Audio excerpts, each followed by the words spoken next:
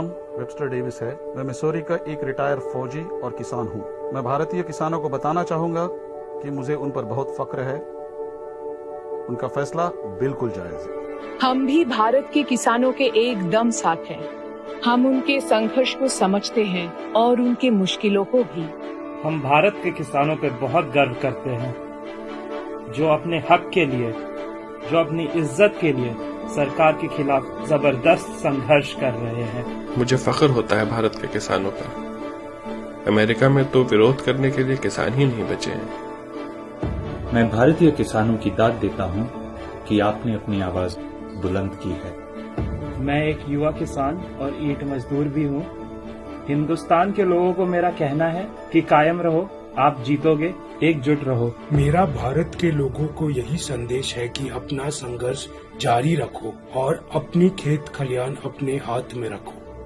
मेरा संदेश किसानों के लिए यही है कि आप अपना संघर्ष जारी रखो। हमारी लड़ाई एक ही है, हम आपके साथ हैं। यही एक मौका है।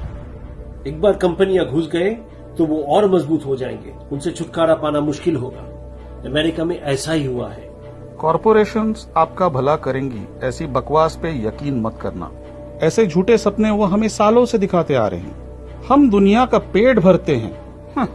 अजीब बात है, मिसौरी में हर 5 में से 1 बच्चा भूखा सोता है। वो उसे क्यों नहीं खिलाते?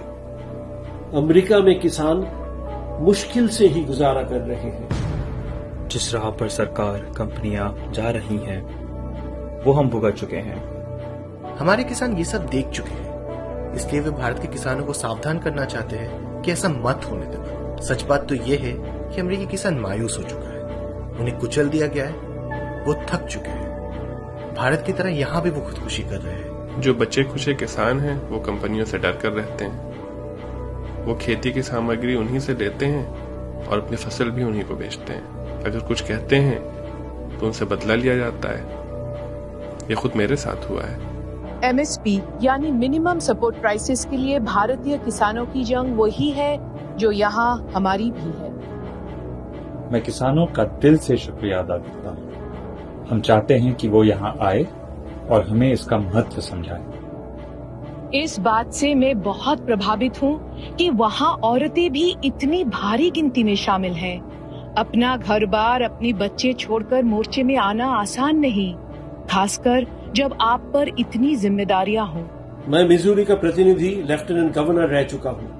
जो नेता कहते हैं कि इन कानूनों को हम थोड़ी देर के लिए रोक देंगे, उनका भरोसा मत करना, बिल्कुल ही मत करना। हाँ, वो रोक तो लेंगे, पर जब आप सो जाएंगे, आंखें बंद कर लेंगे, वो फिर से लागू कर देंगे। बस फंस गए, फंस मत जाना।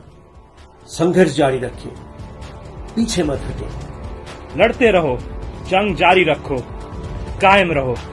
अपना संघर्ष दुनिया में फैला दो, लोगों को उम्मीद से भर दो। आपको आपका संघर्ष मुबारक। लड़ते रहो और पीछे मत हटो।